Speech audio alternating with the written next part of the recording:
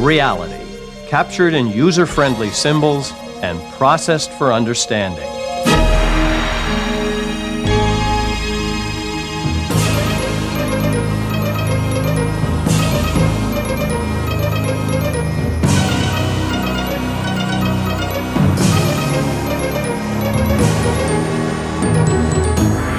The Idea Channel.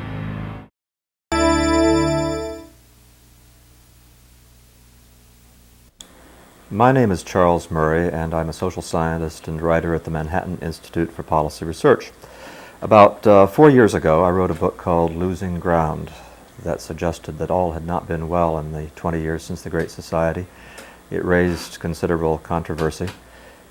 In the last 4 years since that came out, I have been pursuing those thoughts and have recently been bothered on the one hand and had hopes on the other of changes that are occurring in the way we do business in this country. I am bothered in particular by what I see as a variety of quite specific demographic and political trends that I think over the next 5 to 10 years may very well result in a major change in democracy as we know it. More specifically, and we can talk about this later, I am very worried that we are going to take one large segment of the population known as the urban underclass and start to treat them in a custodial way as wards of the state who are not people with thoughts and minds and aspirations and responsibilities of their own. By the same token, however, I have been playing with ways in which we might think about social policy and public policy in general that will move us ahead. And in this regard, I have written a book that will be coming out in October of 1988 called In Pursuit. In Pursuit, of course, refers to the pursuit of happiness, the old Jeffersonian notion. I am aware that happiness is an honorable word that's fallen on hard times. It is the topic of a dozen books on the airport book rack. It's Happiness is Warm Puppy. But the concept of happiness originally, as used by the founders, who took their cue from Locke, from Aristotle, from a long tradition. Happiness as used in those days referred to the object of government, the end of government. The purpose of a society was to enable its citizens to pursue happiness. And so I've been exploring the ways in which, by considering the question, how do human beings pursue happiness, we can get new leverage on how to pass laws and regulations and run government departments in ways that allow people to lead better lives. When losing ground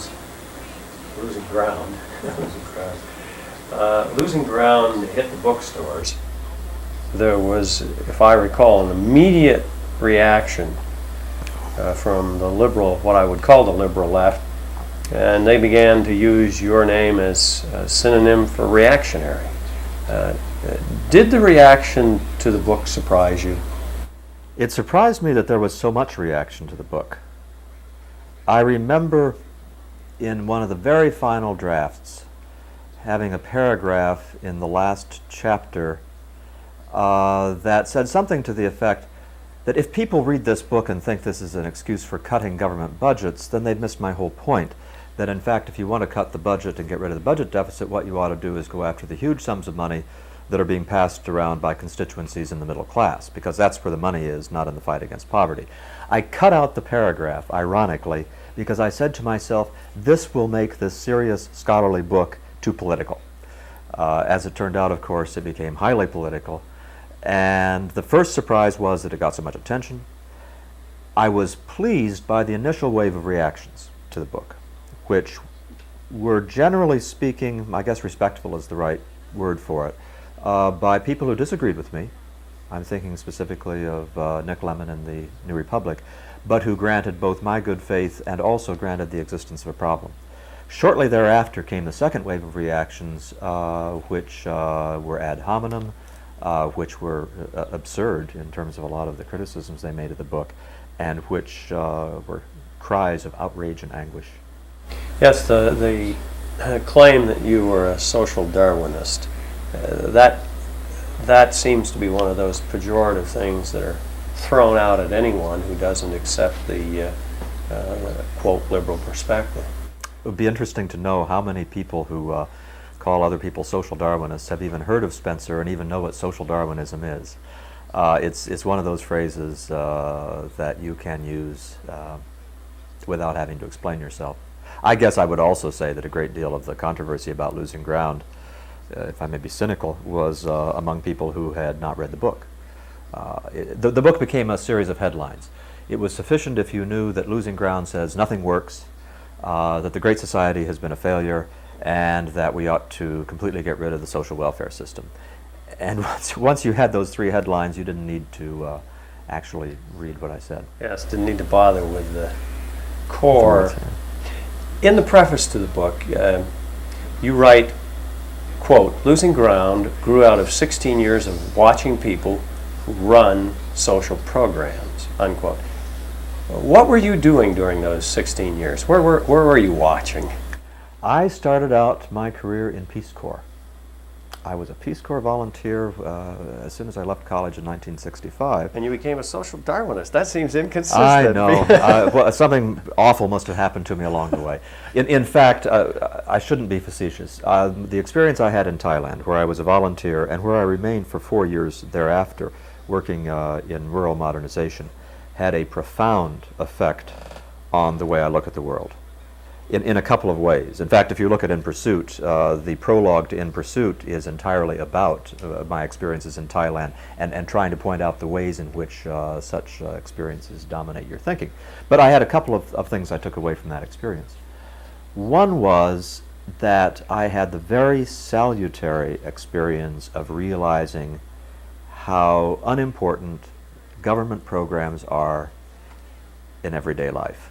I was sent up to some Thai villages to investigate how they were responding to these efforts to win their hearts and minds. And it took me a couple of weeks, but it finally got through my skull that the reason I couldn't get them to talk about these things very much was they weren't very interested, and that what went on in their daily lives was not directed by that. The second thing that I took away from that, particularly after I came back to the United States, is how bankrupt our measures of progress are when we're trying to assess, let's say, progress against poverty. I very seriously doubt if you could find a place in deepest Appalachia or in the depths of the South Bronx where people are as poor as they are in the typical Thai village. And yet, in the typical Thai village, you have a lot of people who are leading satisfying lives. Now, let me interject here. I am not trying to make a modern-day Rousseau argument about noble savages. I'm saying something else. That in Thailand, which has a very free society, you have a lot of the raw materials for living a satisfying life in terms of raising a family, making your living, being a good neighbor. And it's these kinds of things which have been stripped from people, I think, in the United States, and that cause the poverty that we ought to be worrying about. You're saying that happiness is in the eye of the beholder, then? It's not quite as relative as that. Actually, I'm saying that there are a couple of constituent elements of happiness that, no matter how much we disagree on the specifics, we can probably agree on in generalities. I'm talking about things as basic as saying it is impossible to pursue happiness if you are devoid of self-respect. And if you think about that for a minute and say, how can a person be happy if he has no self-respect? I think the answer is obvious. He cannot be. Similarly, you cannot be, it's difficult to pursue happiness if your life is full of danger. if when you walk out the front door you have to worry about whether someone is going to knife you in the back. Basic statements like that. And furthermore, you cannot pursue happiness, or more reasonably, it's very difficult to pursue happiness, if you do not have deep connections with the people around you, your community. I am not using community, let me underscore, in the sense that Mario Cuomo uses it regarding a national community. I'm talking about the people with whom you live. Now, that being the case, what you see in a Thai village, I think, and for that matter, what you see in American small towns, what you see in a few fortunate American urban neighborhoods, but not all of them by any means, are people going about their lives in ways which enable them to have self-respect because they pull their own weight, because they're good parents, because they're good neighbors, in which they are safe, for indeed they have managed to structure the life of their community in a way where there is lawfulness in it. Structure it in a way in which they have the kinds of belongingness and intimacy that they require with their fellow human beings because the community is performing essential functions that relies on them behaving in these ways to exist.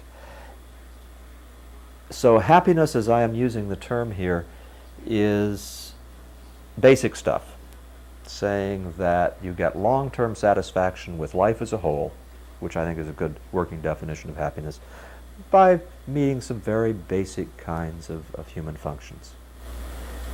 Clearly you're saying, though, that happiness is not tied to enormous amounts of material wealth. That's right. In fact, if you think about it, there is clearly a threshold below which you can't pursue happiness. You cannot pursue happiness if you're starving. However, if you then ask, can you pursue happiness even though you have relatively little money, the answer is, of course, yes. I mean, people have been doing it for thousands of years. The question is not, as we have said in the United States in recent decades, how do we provide people with enough material resources and then let them go off and find their satisfactions in life where they will. My argument is very strongly bound up in this premise. You can't separate those functions. The way that people go about providing themselves with material resources for living a life are also things that are tied up in the ways in which they achieve enjoyment, self-respect, and all the rest.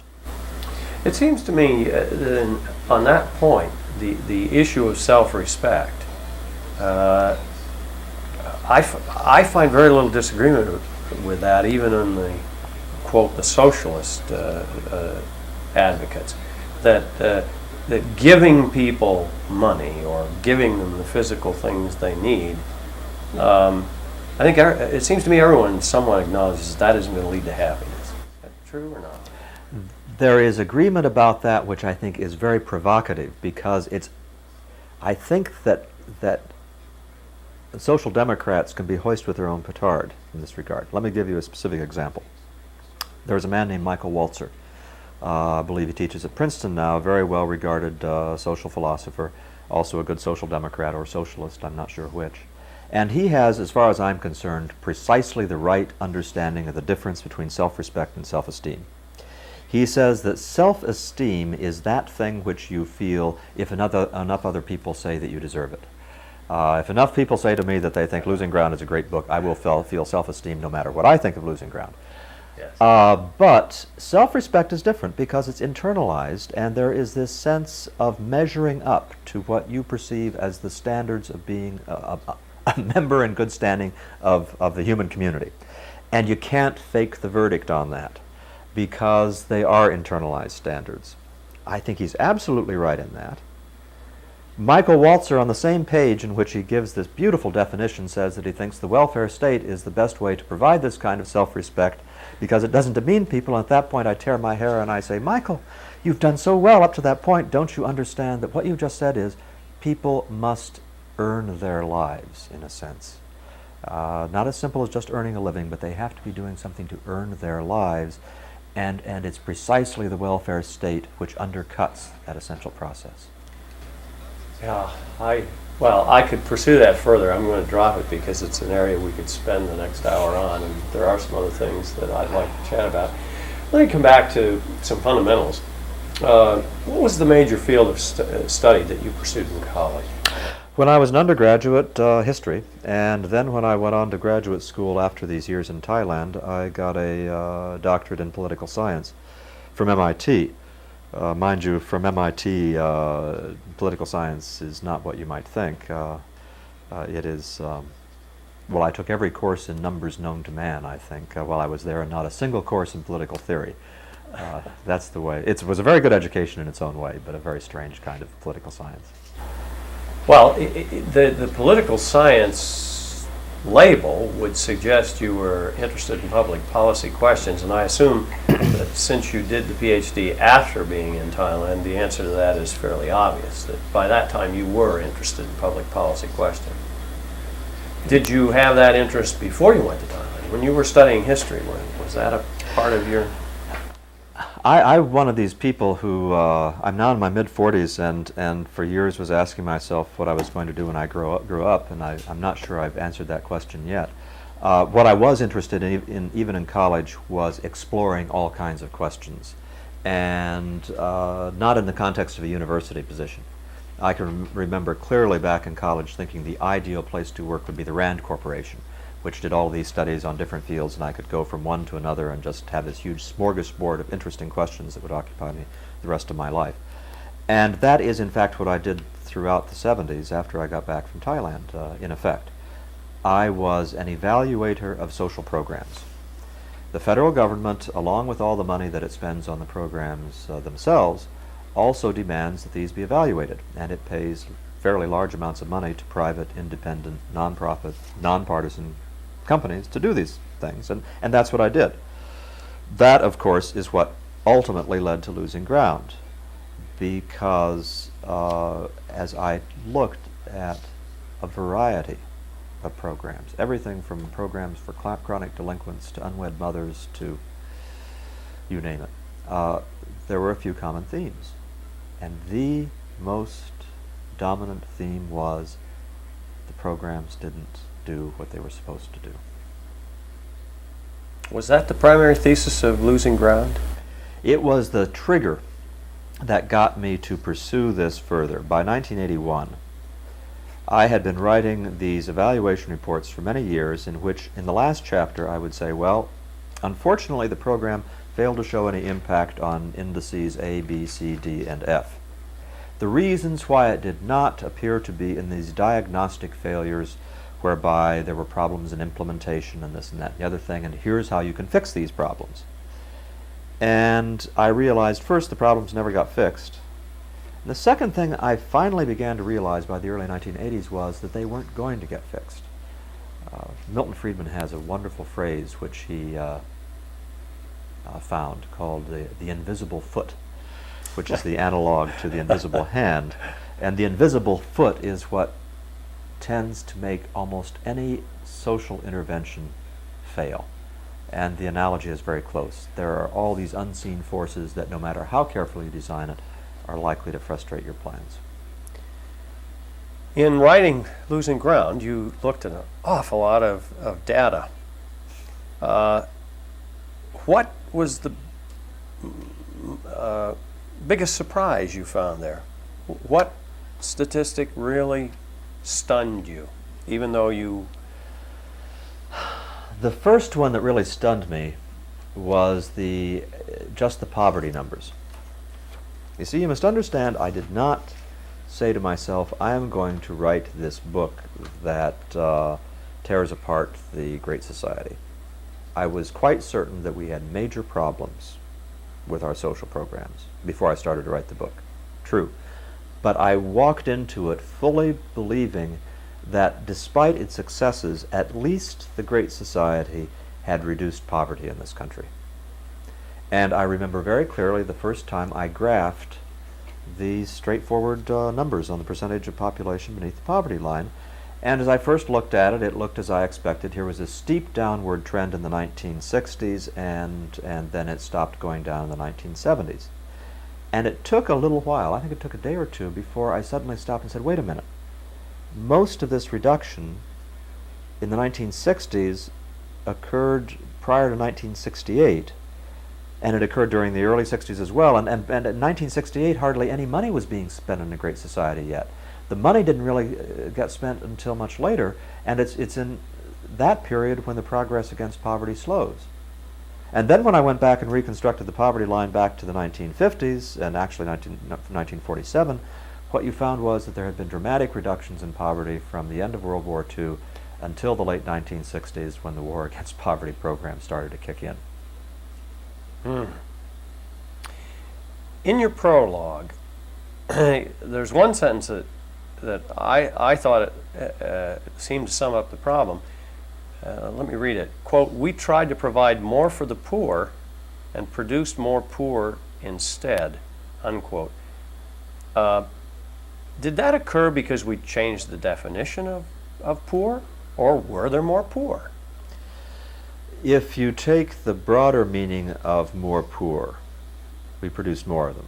If you take the number of people who are below the poverty line in terms of the official definition, we evened out in the 1970s, and then the number of people below the poverty line started to go up in the late 1970s. If, however, one takes, I think, a much more meaningful definition of this kind of poverty, which says how many people were able to earn a living on their own that kept them above the poverty line. I'm talking about working age people now.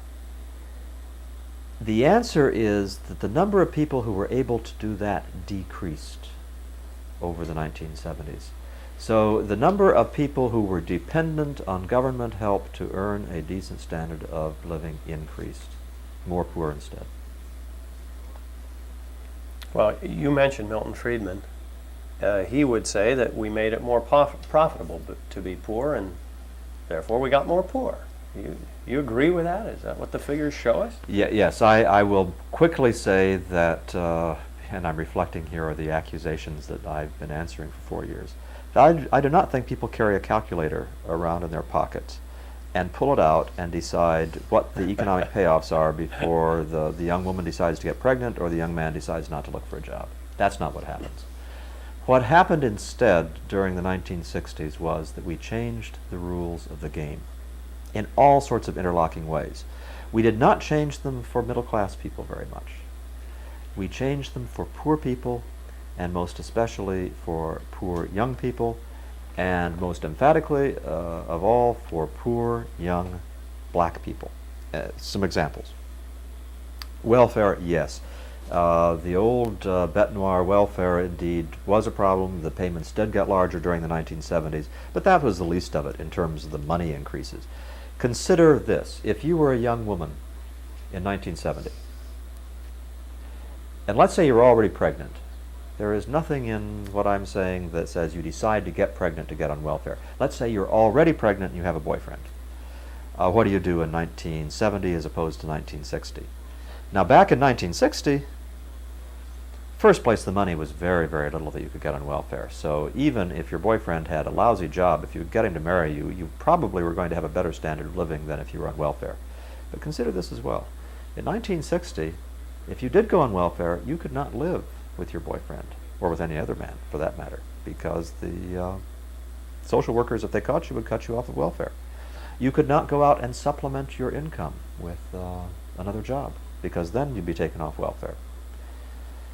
Similarly, your boyfriend had no access to anything except a job, and so even though he might not want to go out and get a menial job, as indeed most youngsters of 19 and 20 don't want to do, he didn't really have any choice. And I would argue that what happens then is the best consequence, which is after he's gotten into that job, he finds if he does a decent day's work that he gets a more secure niche. He makes a little more money. He doesn't get rich, but he gets a secure place in the workforce. Meanwhile, in getting a secure place in the workforce, he begins to realize that maybe there are a lot of satisfactions to be had in that as well. And it's not just that he's doing a meaningful job, he's doing something more important than that by working. Okay, that's 1960. By 1970, that whole set of incentives has flipped over. The money the woman gets and the medical benefits and the food stamps and the public housing and the rest of it make it a much more attractive package. She can live with a man because the Supreme Court has said so in a decision in the late 1960s. She can get a job and supplement her income and still get welfare. The United States Congress has said that in legislation that it passed, and so forth and so on. And meanwhile, the young man who still finds it distasteful to go out and work at a menial job now finds that he has a whole variety of options he can pursue. For one thing, he can live off the woman. And I think we have vastly underestimated George Gilder and I think his insights into the very complex ways in which that has destroyed communities. If he wants to do crime or drugs or something else, he can get away with that a lot more easily than he could in 1960 because all of the penalties and sanctions associated with that have loosened. And finally, when you look at their educational background, it's much less likely in 1970 that the young man can read as well as he could in 1960, much less likely that the young woman in 1970 has the skills she would have had in 1960, because the educational system has also changed its rules of the game, meaning that it's much easier to sit in class and not learn anything. It's much easier to fail to go to school and not suffer any penalties. So I'm saying that in the 1960s it was not one single act of legislation, it was not one single incentive that changed. The rules of the game for living your life as a young poor person shifted all over. Was it this shift that resulted in what you state as the redistribution of wealth from the working poor, if you would, to the less industrious and less responsible poor? Some redistribution of wealth, but I think that the more important thing that happened was a redistribution of status. You know, middle class and affluent people are fully aware of the importance of status. I mean, look at the BMWs and the rest of it. Well, you know, that's just as important for poor people. And the kinds of things I'm talking about are ones that maybe this generation, my generation and younger, don't know directly, but our parents and grandparents did. Such things as saying, with fierce pride, we may have been poor, but we never took a penny from anybody. I mean, that is not just something that somebody says to brag. That is a fundamental statement of how they see themselves that is extremely important. Self-respect. That's right. And the pride there should be authentic pride. That's not making it up. You deserve pride if you're able to say that. If you are able to say any number of other things which separate what historically in the United States were the good folks from the trash. Yes. The children may only have one set of clothes, but that set of clothes is always sparkling clean. And the house may be small and shabby, but the house is also always sparkling clean. And it's also those kids who better bring home a good report card, because if they don't, they're in big trouble. You know, and the thing is that these behaviors were rewarded. And they were rewarded in the most important of ways, which is the esteem of other citizens. And I don't just mean other low-income citizens. If you go back and read the novels and sort of get in touch with the fables of America up until 30 or 40 or 50 years ago, rich people were essentially a fairly exotic but effete and not very morally praiseworthy bunch. In the America of the turn of the century and later, it wasn't so much that rich people were awful as they were suspect.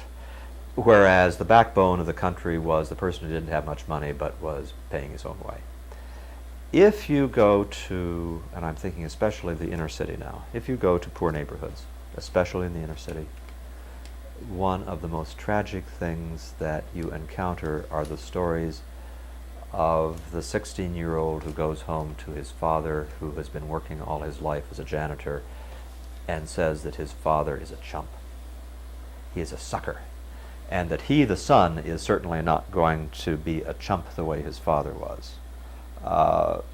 What we have done to let the son think that, I think, is one of the greatest sins that we committed in social policy in the last 20 years. Yes, I will just second that statement personally. You make reference in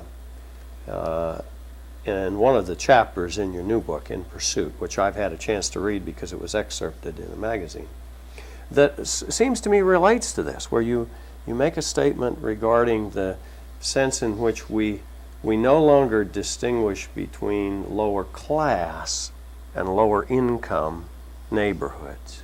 Mm-hmm. Tell us about that. There is a wonderful book published in the early 1890s by W.E.B. Du Bois, the black sociologist. It's actually one of the first books of systematic sociology by anybody of any race. But what he does in Philadelphia in the 1890s is include maps showing the black community there and the social classes and how they split out. Now, mind you, 1890s Philadelphia, blacks were under incredible oppression. I mean, there's no comparison to even the 20th century, let alone the 1980s. But you had very well-defined neighborhoods in which you had the black working class who lived together and who controlled their neighborhoods, enforced their norms, and went about their lives. Contrast that with the situation that you find now if you are low income and trying to live in Philadelphia or any other large city, whereby a few things are going to get in the way of you doing that. One of the things is that an 18-year-old single mother can rent the apartment next door to you with a rent supplement from the city and move in next to you and provide an influence to your children that you aren't really crazy about. The city can open up across the street from you a halfway house for felons, and there's not much you can do about that. You have homeless on the front walk urinating against your front stoop, and there's not much you can do about that, or about the drug dealers, or about this, that, and the other thing. And what has gone on, I would argue, is not to be found, solutions to it is not to be found in increasing the number of police or anything else. The solutions to it are to be found in letting people make up neighborhoods with other people of like values, and quit, if you are the government, imposing on these neighborhoods the kinds of deformations that I've just described. In other words, let all the low-class people live in a low-class neighborhood. And this kind of separation will occur naturally, believe me. I am not talking about the government program to identify low class from working class. This kind of distinction occurs if you let it occur. The only reason it doesn't occur is because you have created some kind of artificial situation. And of course, you're not talking about race here or No. particular types of people. It's That is- behavior. The racial issue is one of the confusion of the racial issue with the class issue is one of the things that most inhibits, I think, straight thinking about this. If you read a book put out in the 1930s, or written about America in the 1930s by a sociologist who was describing classes of people, his class 5 sounds exactly like what we contemporarily think of the black urban underclass. He was talking about whites in a small town in Indiana because the behaviors were exactly the same as those we identify with the black urban underclass. Similarly, you have white underclass in this country. I would much rather talk in those terms because I think that lets us get at the core of the problem. Is this what you were referencing when you began our discussion today by expressing your great concern about the future and a crisis? Is it this kind of thing Yes. that's leading to that? Let me elaborate a little bit on that. Several things are happening, and they are all underwritten by what I have found over the last 3 or 4 years to be a very dangerous enthusiasm, and I must say I'm talking about liberals here. On the left, an enthusiasm on the left for thinking about these problems in racial terms. I did an article once where I was pointing out that illegitimacy rates among poor whites were quite high, and that this was more of a socioeconomic problem than a racial problem. And the reaction I got from some very well-placed academic, intellectual liberals was, everybody knows that the real problem is black here. So that's what underlies it. I'm afraid that what's going to happen in the next few years are 2 or 3 things. One is that the new programs that are going to be tried under President Dukakis or President Bush are not going to work. I mean, there will be such new programs. I mean, the conventional wisdom is out there. We've got to do something about the homeless. We've got to help the children in poverty, and the rest of it we're going to try. And I will simply say as a flat prediction, it's not going to work any better this time than it did last time. So in a few years, you are going to have people out there saying to themselves, gee, we gave them one more chance and they still weren't able to take advantage of it. Second thing that's going to happen is that we are going to continue to have very tight labor markets from everything we know, except during a recession. Given moderate economic growth, the labor markets are going to be so tight that nobody can say there are no jobs out there. There are jobs out there right now in most American cities, and there are going to continue to be. They pay pretty good money, oftentimes including benefits. They're only a subway stop or two away from the inner city, and you continue to have a large core of young black males especially who are out of the labor force. That is going to become more and more obvious, and it's going to grate more and more. Third piece of the puzzle is AIDS, which is a time bomb of enormous proportions, because if you look at the prevalence of AIDS in the black and white population, not the raw numbers, but the rates per 100,000, black acquisition of AIDS is about 3 times the rate of white acquisition. And the reason for that is because it is more strongly rooted in drug transmission, and whereas white homosexuals have proven very effective in changing their behavior and organizing the rest of it, the drug addicts just aren't susceptible to that. So you're also looking at 5 or 10 years at a very high prevalence of AIDS in the black community at the same time that it has been leveling off or even dropping in the white community. You put all these things together and then add one other element to the mix, which is that 20 years ago it was decided that it's legitimate for the government to treat people differently as groups. It's okay to treat blacks differently from whites because it's the right thing to do, and it's going to help compensate for the legacy of racism and the rest of it. That legitimacy of treating people as groups continues, but will be continuing, I am suggesting, in an atmosphere of increasing animosity and fear and anger toward the inner city underclass. And to me that just, I look at that and I say, I don't know how it's going to play out exactly, but it's dangerous. I think something very similar in its feeling, if not in its specifics, to the way we treated American Indians is in the cards. I mean, even now, the inner city is something that most white people, you know, they put up their windows in their car and they drive through and they don't have to pay much attention to it. I think we'll just isolate it further. So we're going to have a new wave of discrimination. For their own good, of course. Yes, of course. Yeah. And it's going to be an intensive, deep-rooted discrimination, and it's going to result from programs that originally sprang from our desire to eliminate all these. Yes, I think that it's going to be very much a sense of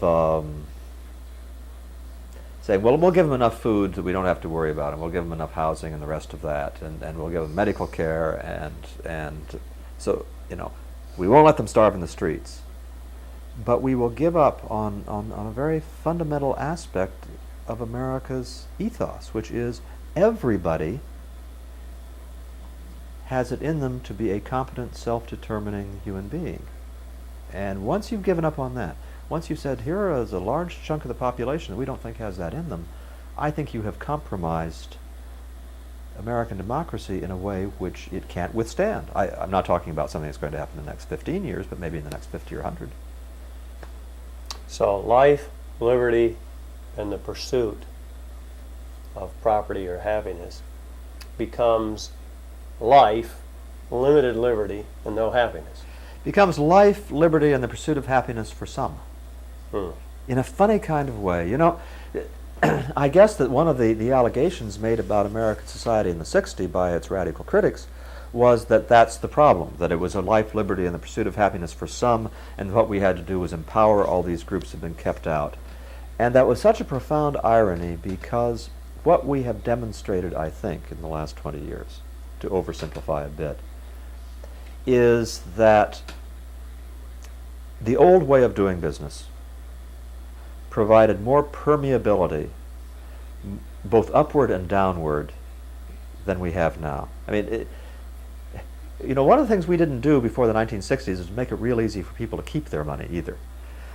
We didn't make it real easy for them to pass on to the next generation in a protected kind of way all of their advantages. Did you have a leg up if you had money? Of course you did. Nothing wrong with that. But you also had lots and lots of room for people to come up through from the bottom, and lots of rooms for people to fritter it away. That historically was a very strange set of affairs, because historically societies have always tended to solidify themselves in ways where the haves protect what they have and lock out the have-nots from easily getting into it. And if you compare today with 1950 and ask about the permeability of American society, I would say there's a strong argument to be made that things still work just fine for everybody who is at a certain social level and above, and below that, we're keeping people in their place fairly effectively. I'd like to turn to a question that fascinates me. It's related to your interests, but I certainly wouldn't suggest it's central. But I'm curious about your feelings on it. You mentioned earlier John Locke, etc. Did a little bit of research, and John Locke's statement about the inalienability of life, liberty, and property. If you look at the history, and I'm sure you're aware of this, in the Boston Town Meeting in 1772, they used that language. In 1774, the Continental Congress used it. The state of Virginia, in its well-known Declaration of Rights that George Mason crafted, used life, liberty, and the pursuit of property. Along comes Jefferson, and pow, it's pursuit of happiness. Why did Jefferson pick happiness? Why did he change this trend? And do you have any idea at all about his motivation? And at one time, I had done historical research on that, and it's been long enough ago now that I wouldn't want to try to repeat it in any detail. I guess what I took away from that exploration was that the shift wasn't as important as it might sound today, because as in so many other things that went on in that period, there was a common assumption about what they meant by what they were saying. So that happiness was not in any significant sense diluting the importance of property. In a way, I think Jefferson thought that he was expanding upon what was implied in property. Other things like that happened all the time. For example, in the Constitution itself, the demand for the Bill of Rights was strongly opposed by a variety of people who said, wait a minute, we don't need to have the Bill of Rights because we've so clearly said here that if the government is not explicitly permitted to do something, they can't do it. I mean, everybody knows that. And so you had all sorts of things that they didn't feel they had to spell out because their consensus was sufficient. And I think that the problem about property fits into that. Nobody seriously questioned the importance of secure property rights as the underpinning of everything else. And in today's context, property, as opposed to wealth, if I can make that distinction, is important in one's assessment of one's happiness. Well, when you started to say that, I was thinking about the status of property with regard to the current system.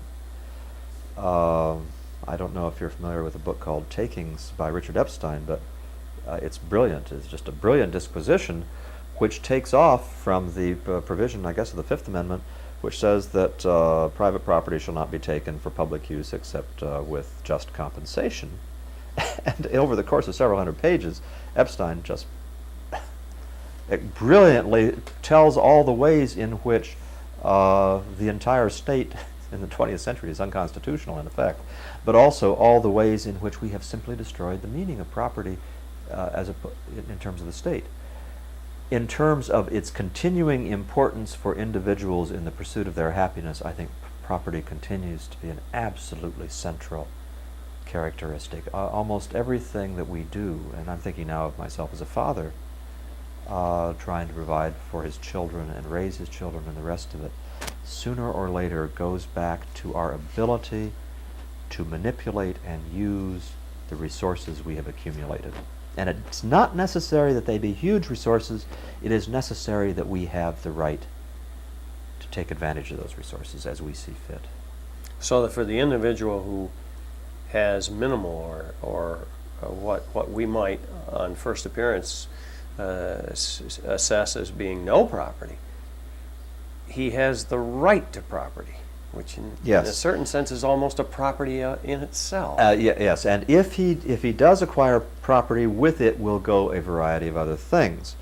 And the example I gave earlier of the person trying to live in a poor urban neighborhood and all the ways in which his property rights are being infringed by a government which, in the course of infringing those property rights, is also destroying the fabric of his neighborhood. Yeah, your point is very well taken.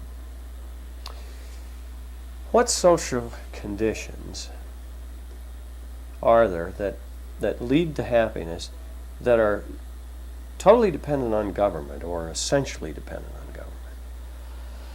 Well, in the book, In Pursuit, I talk in terms of enabling conditions, and I talk in terms of relatively few. I say that material resources is one. By enabling conditions, those things which enable a person to pursue happiness, because I make as a very strong point that nobody gives anybody happiness. That has to be a quintessentially private pursuit. But material resources are one, safety is another, self-esteem is another, self-respect, and finally enjoyment. Of those, the one thing that the government, I think, plays a central role in serving is safety. I mean, it seems to me that historically no one, no matter how limited a government they envision, except the anarchists, denies the role of the state in preventing citizens from harming and coercing each other. In other words, police force and national defense and the rest of that. So that's the one that the government that government fills directly. With everything else, and I think this was the wisdom of the founders, with everything else involved in the pursuit of happiness, the government doesn't have a whole lot to do with it. The government may think it does, the government may try to, but in fact the way these other enabling conditions are provided depend ultimately on the behaviors of individual human beings. And governments just tend to mess it up. Any additional thoughts on how we came to think of the reverse? It seems like we think of government always as the way we're going to solve problems here. You know, I would like to have a good answer to that question. There are certain points in our history, I think, where you can see pivotal intellectual watersheds. We saw one of those, I think, in the mid-1960s, when it was decided by intellectuals who formerly had not thought this, that the system is to blame when things go wrong. If a child is not studying in school, it's not the child's fault, it's the fault of the educational system. If he goes out and knocks over a liquor store, it's not his fault, it's the fault of his environment, so forth and so on. Now that comes rather close to what you were asking about. Once you decide that the system is to blame, then clearly the only way you can fix things is by using the government. I suspect, however, that the original shift, the assumption that government is a force for good, probably got started as, if you want to pick a time, in the advent of the New Deal, where indeed for the first time government was seen as a benevolent, positive force, whereas it had not been before. The quality of life in the United States, as you've noted, in a different way, certainly started improving rapidly after World War II, and for a fairly large percentage of our citizens, it has seemed to me, it has continued to improve throughout the past 4 decades. But I get the feeling we're not a happier nation today. Yes. Not only are we not happier among poor people, right. I think there's a strong argument made we aren't happier among the wealthy ones. I remember when I was first talking to somebody in New York about writing a book on the pursuit of happiness. He said, yeah, I know all these CEOs who go home on the train to Westchester every night and they're miserable. And I think that's right. And I don't want to try to give you the 5 reasons why in 30 seconds, but certainly the way in which, oddly enough, we made money more important rather than less in the last 20 years plays a part. It's a funny kind of thing, but if, let me take the poverty line as an example. If one defines whether a person is leading a decent existence in terms of a reified poverty line measured in numbers of dollars, in some very important way we have said, if you're below that, you must be unhappy, and if you're above that, you have a better chance for happiness. And that has been true in all sorts of things. Comparable worth. The whole notion behind comparable worth is that if you are a nurse and a female, and over there is a male doing some other job, and you can calibrate the worth of those two jobs, and the nurse can find out that she is making $50 less a month than the male, she has a gripe. The psychologists have done some very, very important work on this kind of issue, where it's called the extrinsic and intrinsic rewards problem, whereby they have proved through all sorts of experiments that extrinsic rewards, money, if you want to think of it that way, tends to undermine intrinsic ones. And we have pretty much set up the government as this instead of Uncle Sam in the old sense, he's a fellow now with a green eye shade, and he's toting up numbers, trying to figure out how much money each person has, and that scorecard is the one we all keep looking at to see how we're doing. And to the extent that that's true, and I'm being perhaps a little colorful putting it that way, but to the extent that that's true, it's easy to see why we are less happy people. Because is there anyone who really has any long-term satisfactions from knowing he has $10,000 more this year than he had last year? I mean, I'll be glad to take $10,000 more next year than I have this year. I'm not trying to say I'm indifferent to that. I'm saying as I look back on it 10 years from now, am I going to say, boy, did that change my life? Of course I won't. Right. Well, in your references to crime, it seems to me that's an example of what you're talking about. You indicate that crime statistics aren't the measure of my sense of safety. Another example of numbers.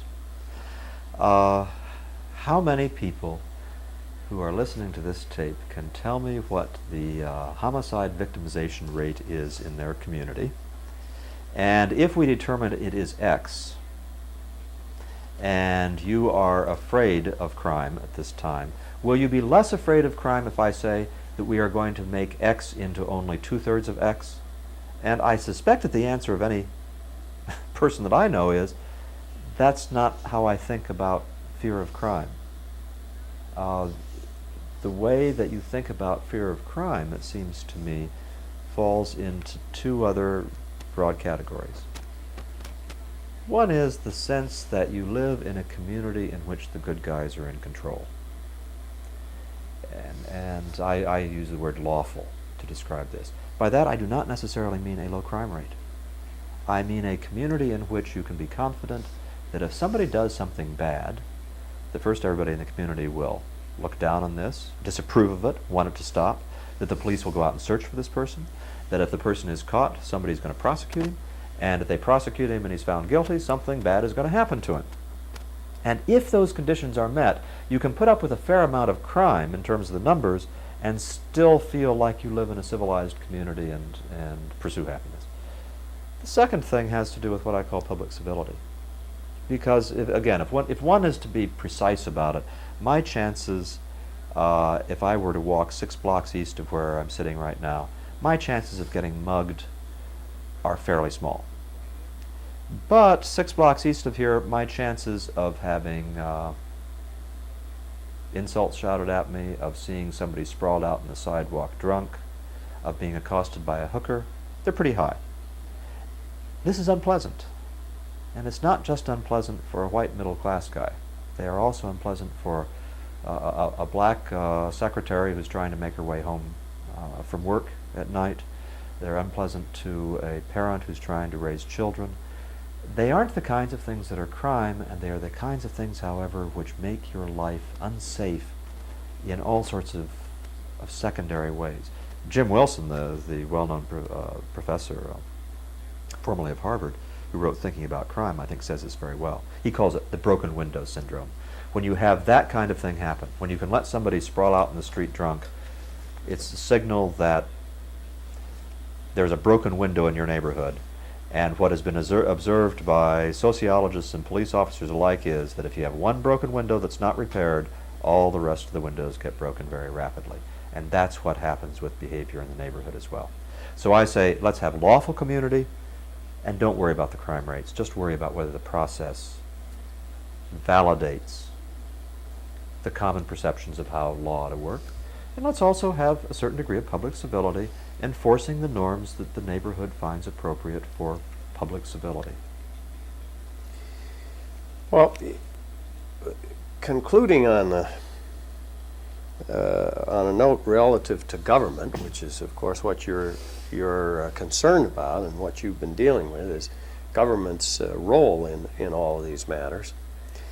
If I think about pursuit of happiness in the context of politicians, I come quickly to the cliche. Well, they promise everything, and it seems to me that at election time, the only winner, the only one that is getting any happiness out of the outcome, are the politicians and the cronies. Yes. How do we do something about this? What? Yet at the same time, we're the citizens making the decisions at the poll. Has it reached the point where we really have no effective choice, no matter which way we vote? As long as we continue to make these kinds of decisions on a vote-by-vote basis, we are going to have one continuing theme, which is a constant expansion of the kinds of things we have seen in the last few decades, and there are a variety of people who have expounded on the reasons why. What you have to have is a constitution. What you have to have is strict limits on what government can do. And I have to say, one of the most troubling phenomena of the last couple of decades is the degree to which those limits have been transgressed and will be very difficult to reconstruct.